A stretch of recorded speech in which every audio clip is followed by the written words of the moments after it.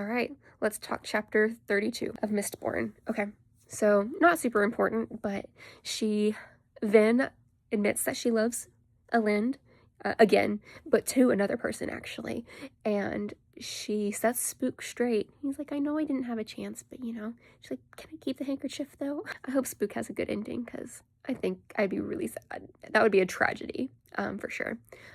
But Vin and Kel decide to go off and meet Marsh because they received, a summons of some sort. And they were brought to a soothing station. Well, something's off as soon as they get there. As they're walking up the stairs, there's a pool of blood that's coming down.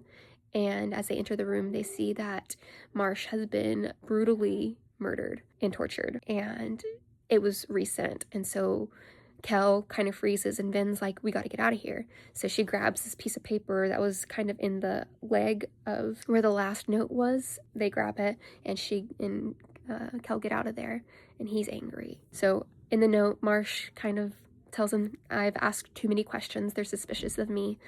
And hopefully this is not a big deal. Well, it is a big deal. He's dead.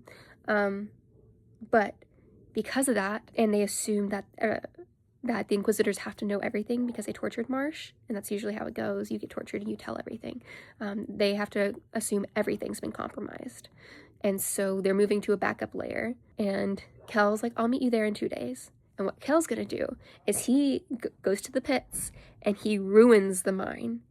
And that makes me so happy because you know what? It might be helpful as Allomancers to have that, but like, hit them where it hurts. And I'm so excited to see where that ends up because, it's been like hinted at it being so like such a big deal, but like, I wonder. And what was really cool is he used iron to find the geodes and then make them explode.